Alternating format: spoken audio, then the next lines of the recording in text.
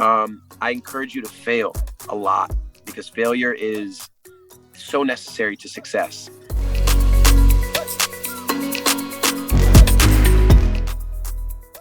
Hey friends, it's your girl Emily Curl back in my virtual studio, and today we're hanging out with artist Anis, coming to us from his car, the classic place. What up? It's so good to see you. Thank you so much for being here. Thank you for having me here. This is a privilege. I'm feeling grateful, and I'm excited. What a year you've had.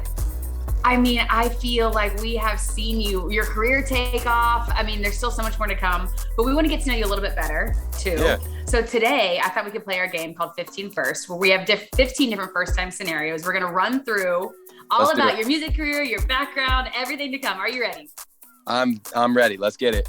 Okay. Question one, Anis, when was the first time you realized you're musically gifted? Ooh, I was 15, sitting in my uncle's car that he passed down to me for I used to deliver pizzas. So I got my uncle's car so I could start delivering pizzas, and a song came on, like a classic, like What the Hook Gonna Be came on. And I was hanging out with my friends and we just sort of started freestyling over it, and all my friends were really, really bad at it. And I wasn't bad at it. And I just remember my friends noticing, like, wait, you're actually good at this. And it kind of struck a chord with me in that moment. Like, yo, I think I found my talent.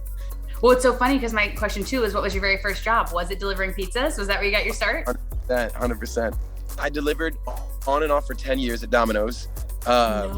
Delivered during high school, during college, during law school, and then even after law school, I delivered pizzas. Even when I started creating music, I was delivering pizzas. Stop it. Okay, so do you stand by the fact that Domino's is the best pizza that you can get? Out of all of the chains, yeah. The chains, okay. What about question three, Anis? Who was your very first celeb crush? Very first celeb crush, I'm gonna give that to Jessica Simpson. Oh yeah, you know what, in the shorts. Yeah, oh my gosh. Young me was like, she's the one, I'm gonna marry her. Okay, what about question number 4? What was your very first song you ever wrote? It's a song I never released about time. It was inspired by John Mayer's Stop This Train. Oh. And yeah, I wrote it because I felt that time had been sort of passing me by, and certain parts of my life had been shifting into new phases. I was watching my parents get older and watching my friends and I enter a whole new part of life. And so just trying to wrestling with like how fast time was moving. And I titled it How She Goes, but it'll never see the light of day. Why not? It wasn't a good song. It has such a good meaning behind it though. You'd think it would be. I'll make another song with the same message, but it'll be a good song. Okay, we'll hold you to that. What about question 5? What was your very first viral video? It was this video of me, pre-mustache, pre-long hair, standing in a park singing my song Slip. Cause I see what you do when you're not thinking. I'd be a damn fool if I let you slip. And I'll never forget, it was right when the pandemic started. I was walking to my friend's house because they had just had a kid.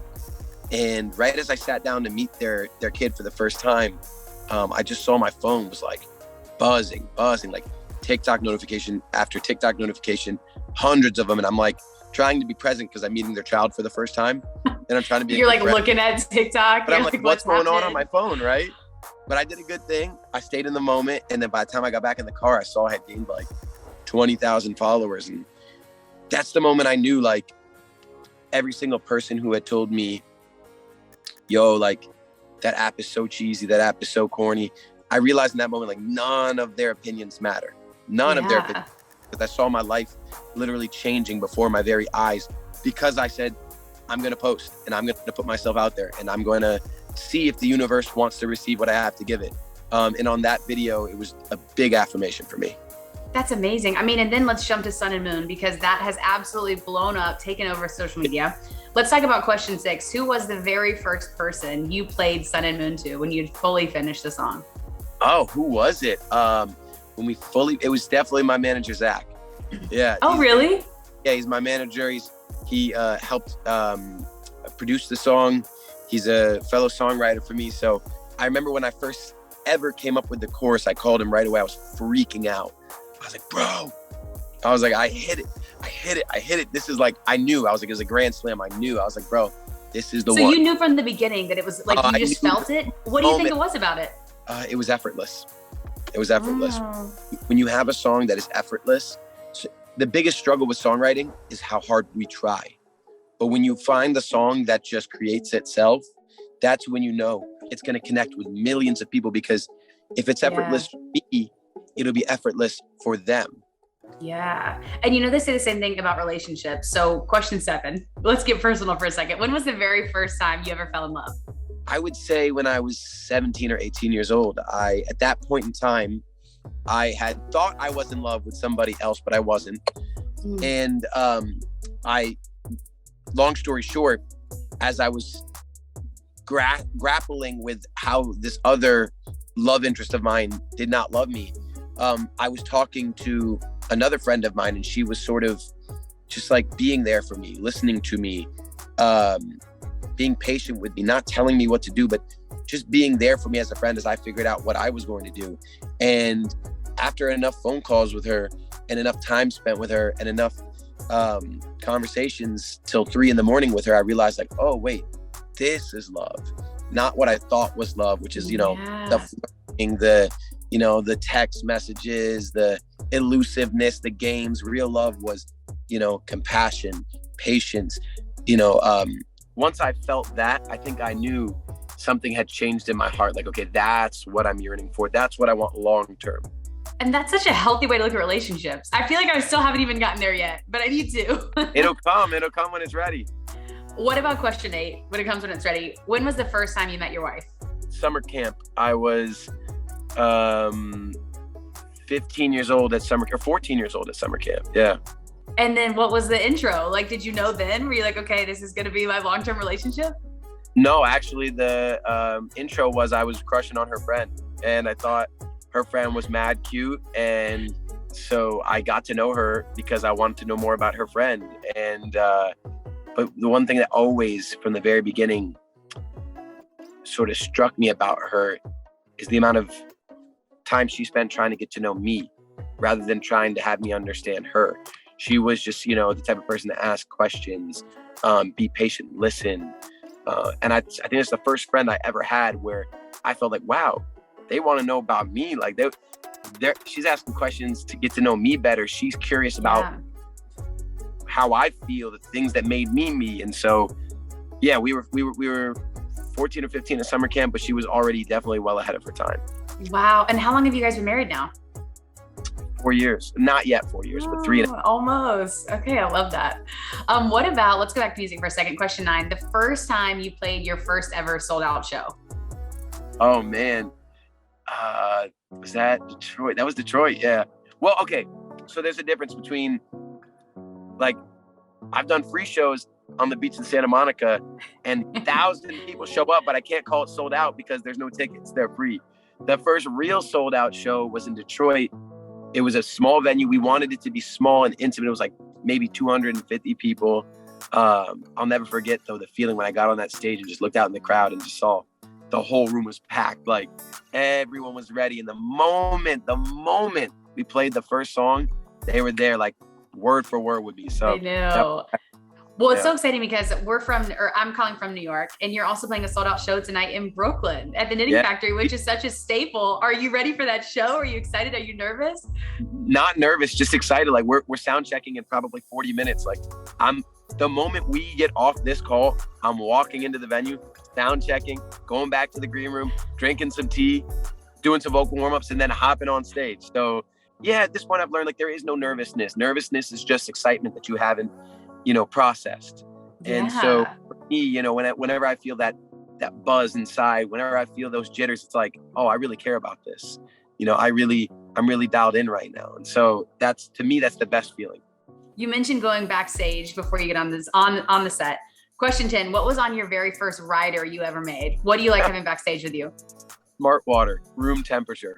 Smart water is the best water though. It is. I don't play with. I shouldn't slander any other brands, but I don't play with the lower level waters. Like you got to get the alkalinity right for me, and it's got to be room temp. I don't drink. Why room temp though? You don't like the icy water? Is it like bad for the vocals? What? No, not good for the throat. I need room temp water to match the body temperature.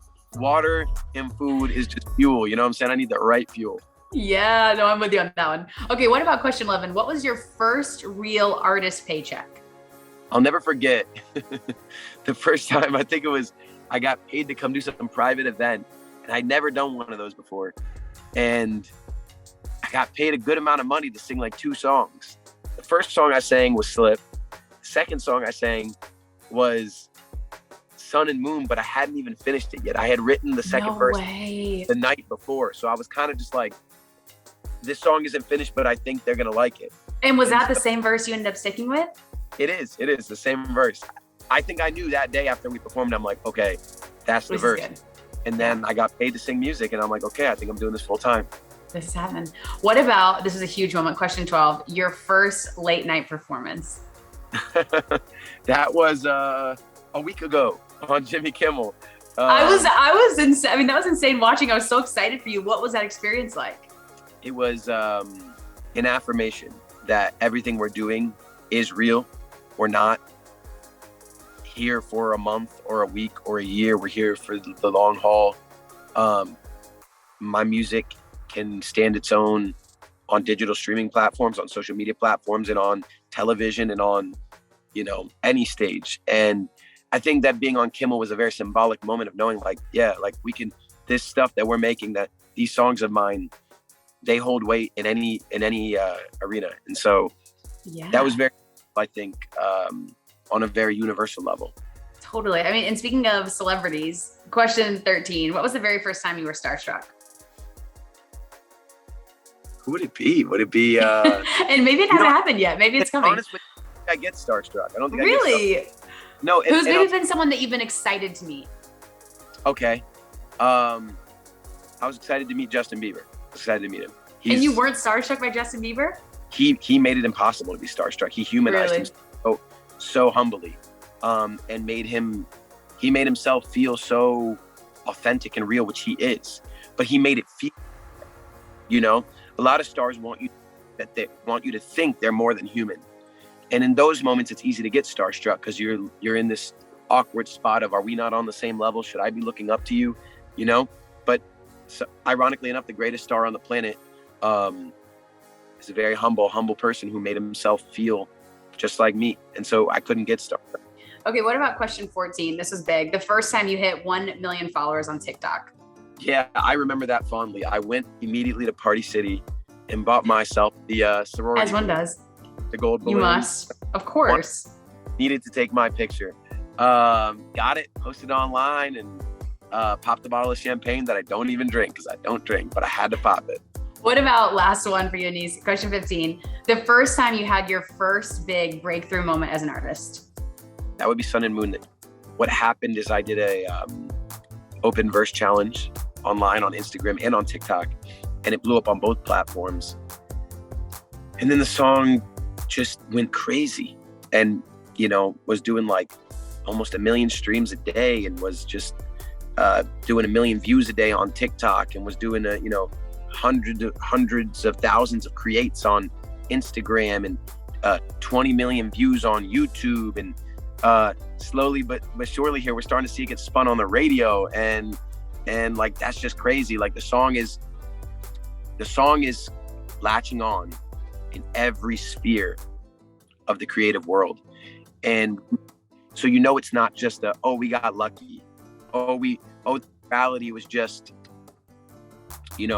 on one platform. When you see a song that picks up in every facet, you're like, I got one. And there's something about Sun and Moon that has a certain magic to it, and I don't know how to explain it, but yeah. Let me end with this, because you have been so successful, and not only as an artist, but also in being able to, put your music out on these platforms. For other young artists and aspiring creators, what's one, specific piece of advice that you give them as they start their career, embark on doing something like you're doing? I encourage you to fail a lot, because failure is so necessary to success.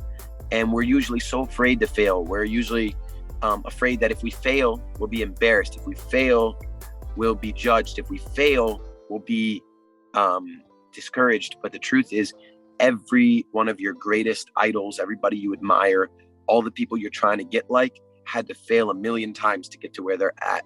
And I had to learn that myself, because I didn't just, you know, end up with popular songs or end up with, you know, millions of followers on the first try. It was a lot of failures, a lot of mess ups, a lot of mistakes. I had to take a lot of at bats and strike out a lot before I learned how to really. And so I would encourage every young artist out there, like, failure is something to embrace. I love that. Drop the mic on that one. You are ready to preach at the show tonight in Brooklyn. Let's go. I can imagine. I bet your shows are fun. My shows are definitely unlike any you've ever been to. I can promise you that. It's a mixture of a little bit of music, a little bit of comedy, and a little bit of spirituality. I can feel that. You know what? I can. Elise, thank you so much for taking the time. So great chatting with you. Congratulations on Sun and Moon, and good luck at your show tonight. Thank you so much. I really appreciate this, and I hope I can see y'all soon. Of course. And for everyone watching, make sure you stream all of Anis's music, including Sun and Moon. It's out now. Go find him all over socials. Go follow, and we'll see you guys next time. Bye, everyone.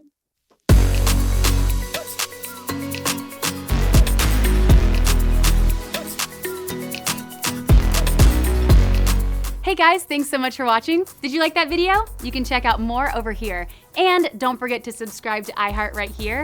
And if you're already a longtime fan, make sure you ring the bell down below so you don't miss a single video. Bye guys.